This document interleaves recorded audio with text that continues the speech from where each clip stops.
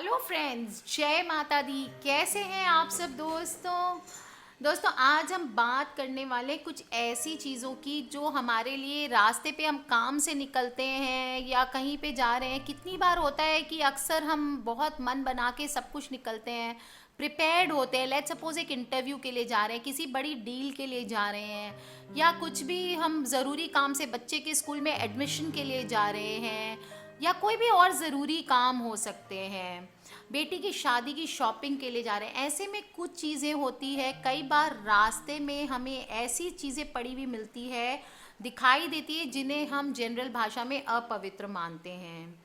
धर्मशास्त्रों के अनुसार हमें ऐसी अपवित्र चीज़ों से बचते हुए चलना चाहिए, क्योंकि अंत में जब हमारे काम सफल नहीं होते हैं तो हम बहुत सारी चीज़ों को दोष देते हैं। पर ये छोटी छोटी चीज़ें हैं जिन पे हम ध्यान नहीं देते कि हो सकता है इस कारण हमारे साथ गलत हुआ हो। यदि रास्ते पर चलते हुए भूल से भी ऐसी चीज़ें हमारे से स्पर्श हो जाए तो दोस्तों वहम विचार तो नहीं रखना चाहिए, पर अपने आप को थोड़ा जल डाल के कम से कम पवित्र कर लेना चाहिए, क्योंकि ऐसा माना जाता है इन चीज़ों में निगेटिविटी होती है। इसलिए हमारे शरीर की जो पॉजिटिव ऊर्जा होती है वो ख़त्म हो जाती है और हमारा काम विफल हो जाता है। दोस्तों कई ऐसा ना करने पे माना जाता है कि कई प्रकार के दोष हमारे जीवन पर बुरा असर डालते हैं। और आज मैं आपको दोस्तों बताऊंगी कि क्या वो चीज़ें हैं, 7 चीज़ों के बारे में बताऊंगी जिनसे हमें बच के आगे निकलना चाहिए। रोड पे देखिए दोस्तों, कई बार कई प्रकार की चीज़ें दिखाई देती है। विष्णु पुराण में लिखा हुआ है इन 7 अशुभ चीज़ों के बारे में। कुल टोटल में 18 पुराण बताए जाते हैं, इसमें से एक विष्णु पुराण भी आता है। इस पुराण में सुख समृद्धि पवित्रता आदि बनाए रखने के लिए कई प्रकार के नियम बताए गए हैं। इन नियमों का पालन करने पर भगवान विष्णु और महालक्ष्मी के साथ ही सभी देवी देवताओं की कृपा प्राप्त की जा सकती है।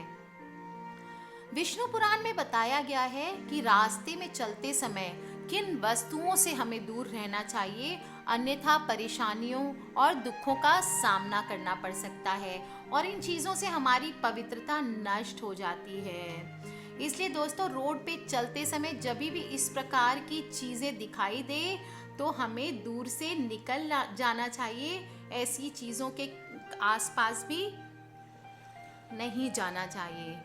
सबसे पहले बात करते हैं हम नींबू की दोस्तों। चौराहे पे पड़ा हुआ नींबू लांघना अशुभ माना जाता है। कई बार रास्ते से गुजरते वक्त चौराहे पे आधा कटा हुआ या सुई चुभा हुआ नींबू दिखाई देता है, या फिर किसी कपड़े में लपेटे हुए। इस तरह सड़क पर पड़ा हुआ नींबू किसी न किसी टोटके में प्रयोग करके चौराहे पे रखा जाता है, जैसे घर की समस्याएं, बीमारी या प्रेत बाधा से संबंधित टोटके। इसलिए जब भी आपको इस तरह के नींबू या अन्य सामग्री सड़क अथवा चौराहे पे पड़ी दिखाई दे तो उनसे संभल कर चलें, क्योंकि ये सामग्री आपके लिए परेशानियां खड़ी कर सकता है। तंत्र मंत्र और टोटकों में अधिकांशतः नींबू का ही प्रयोग करते हैं। धार्मिक कार्य हो या तांत्रिक कार्यों में बलि तक देने के लिए प्रतीकात्मक रूप से नींबू का प्रयोग होता है। इसके अलावा घर, व्यवसाय, अन्य स्थानों पर नकारात्मक ऊर्जा को खत्म करने के लिए या उसे अंदर प्रवेश करने देने के लिए भी नींबू का प्रयोग किया जाता है। तो दोस्तों दूर रहे नींबू से, नहीं तो आपके लिए परेशानियां खड़ी कर सकता है, क्योंकि सामान्यतः जब भी किसी व्यक्ति पे भूत प्रेत का प्रभाव होता है उसे उतारने के लिए नींबू का प्रयोग करते हैं, उसके बाद किसी चौराहे पे फेंक देते हैं। और ऐसा माना जाता है कि नींबू पर पैर अगर रख दिया या उसे गाड़ी से कुचल दिया तो संबंधित व्यक्ति की वो बाधा दूर हो जाती है, जिसने वो फेंका होता है उसकी वो बाधा दूर हो जाती है और उस पे पैर रखने वाले पर ये बाधा पड़ जाती है। दोस्तों तो ध्यान रखें कि नींबू ट्राई करें, परेशान नहीं होना है, कार का एक्सीडेंट नहीं कर देना है ये करते करते, लेकिन ध्यान रखें, इग्नोर करें। अगर सामने में है और आपकी नज़र पड़ गई है तो ट्राई करें कि उस पर पैर ना रखें। दोस्तों अगर माना जाता है किसी कोई व्यक्ति भयंकर लंबी बीमारी से पीड़ित हो तो भी दवा का असर न होने पर नींबू का टोटका किया जाता है। ऐसी स्थिति में नींबू लेकर उसमें पतली पिन या सुई से छेद करके पीड़ित रोगी के ऊपर उतार के आधी रात को चौराहे पर लाकर रख देते हैं। यदि कोई व्यक्ति उस नींबू को उलांग कर चला जाए तो पीड़ित व्यक्ति माना जाता है ठीक हो जाता है, परंतु लांघने वाले को वो रोग लग जाता है। इसलिए विष्णु पुराण में लिखा है कि पीड़ित नींबू को लांघना नहीं चाहिए। इसके अलावा दोस्तों, सड़क पे वे लोग भी नींबू रखते हैं जिनके व्यापार में भारी नुकसान हुआ है, और अगर माना जाता है कोई नींबू को व्यापार स्थल पर घुमा के सुबह जल्दी उठकर सूरज निकलने से पहले सड़क या प्रमुख चौराहे पे रख दे तो उसका आर्थिक संकट दूर हो जाएगा। या फिर कोई महिला गर्भवती है तो उसे भी सड़क पे पड़े हुए नींबू से बहुत सावधान रहने की ज़रूरत है, क्योंकि माना जाता है गर्भवती महिला या नींबू को उलांघे तो गर्भपात का कारण बढ़ सकता है। दोस्तों, गर्भवती महिला को अपने हाथ से नींबू काटना भी अनुचित माना जाता है। नेक्स्ट है दोस्तों, तंत्र मंत्र की कई चीजें होती है। बात करेंगे उनके बारे में। हमारे यहाँ आज भी नजर उतारने या बुरी शक्तियों से पीछा छुड़ाने के लिए तंत्र मंत्र किया जाता है। इसमें कई चीज़ों का उपयोग भी किया जाता है और बाद में इन चीज़ों को चौराहे या सड़क पर फेंक दिया जाता है, जैसे नींबू, मिर्चा, अंडा, कद्दू, सिंदूर आदि। दोस्तों, तो इन चीज़ों से रास्ते में आपको बच के चलना चाहिए। नींबू का उपाय मैंने बताया दोस्तों। दूसरी है हड्डी। रास्ते पर चलते हुए सड़क पे यदि किसी जानवर की हड्डी या मांस का टुकड़ा दिखाई दे तो तुरंत उससे दूर हट जाएं। इनका स्पर्श होने से कई प्रकार के दोष हमारे जीवन को प्रभावित कर सकते हैं। अंडे के छिलके या किसी पक्षी के पंख भी सड़क पे दिखाई दे तो उनसे बच के निकलना चाहिए। तीसरी चीज है बाल। सड़क पर चलते हुए आपको बालों का गुच्छा दिख जाए तो भी दोस्तों उनसे दूर हो जाएं और अपने आप को बचाकर निकलें। शास्त्रों के अनुसार सिर से गिरे हुए बाल अपवित्र माने गए हैं। ये बाल किसी मृत जानवर के भी हो सकते हैं, इसलिए इनसे बच के आपको चलना चाहिए।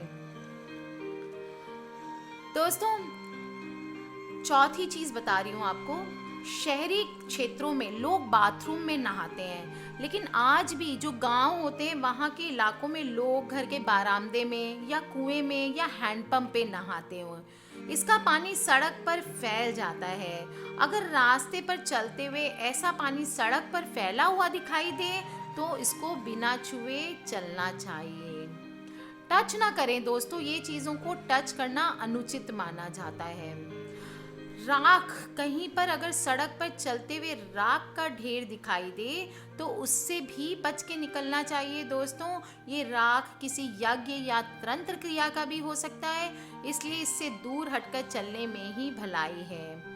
राख में बहुत सूक्ष्म जीव पनपते हैं। इससे स्पर्श होने पर ये सूक्ष्म जीव हमारे शरीर पे प्रभाव डाल सकते हैं। नेक्स्ट है दोस्तों मृत पशु। अगर सड़क पर कहीं मृत पशु या उसके अंग जैसे खाल या सींग आदि दिखाई दे तो उससे भी बचकर चलना चाहिए। मृत पशु के स्पर्श से दोष लगता है। यदि भूल से भी ऐसा हो जाए तो स्नान के बाद ही दूसरे काम करने चाहिए। लास्ट सातवीं चीज़ बताती हूँ दोस्तों, गंदे कपड़े। मुझे बचपन से याद है मम्मी हमेशा डांटती थी कि रास्ते पे गंदे कपड़े रखें, उसको पैर से मत छू के जाओ, पर हम इतने ज़िद्दी थे उसी को छू करके जाते थे दोस्तों, रास्ते में ऐसा माना जाता है यदि कहीं फटे पुराने या गंदे कपड़े दिखाई दें तो इनसे भी दूर हट के चलना चाहिए। ऐसे कपड़ों से स्पर्श करने से हमें माना जाता है हम अपवित्र हो सकते हैं, इसलिए भूल से भी ऐसे कपड़ों से स्पर्श नहीं करना चाहिए। दोस्तों, सीधी सी बात है, इन सब के साइंटिफिक रीज़न भी होते हैं। एक तो इनमें नेगेटिविटी भरी होती है वास्तु के हिसाब से, जो हमारे अंदर की पॉजिटिव ऊर्जा को खत्म कर देती है।